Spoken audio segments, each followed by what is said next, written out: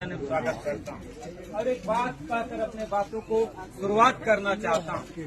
कहा गया है मौत का डर उन्हें लगता है जिनके कर्मों में दाग होती है।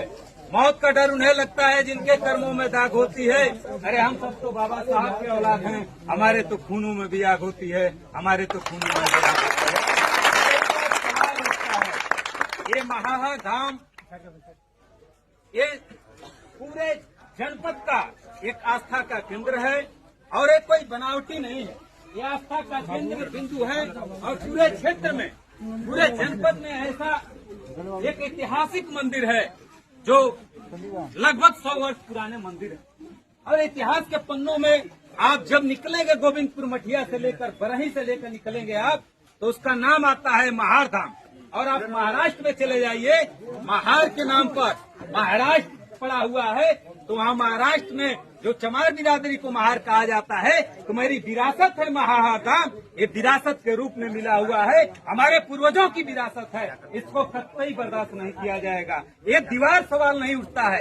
अगर ये दीवार पूर्व में रही होती तो कोई हमारा साथी, कोई जनपद के एक भी बुद्धिजीवी व्यक्ति इसको आंदोलन करने के लिए बाध्य नहीं होता। लेकिन सोची समझी साजिश के तहत इस समाज को बांटा जा रहा है।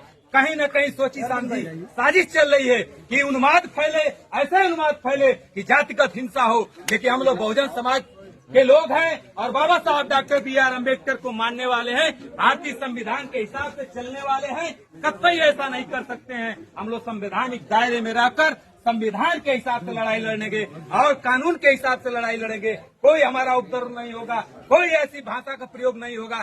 सभी लोगों का सम्मान करते हुए हम लोग भारतीय संविधान के तहत अपनी मांगों को रखेंगे। और शासन प्रशासन से मैं निवेदन के साथ कहना चाहता हूँ, शासन प्रशासन हमारी सुरक्षा व्यवस्था के लिए है। गवर्नमेंट अप्लाई में जितने भी लोग हैं कहीं न कहीं पब्लिक सर्वेंट होते हैं, ये कोई बनावटी नहीं।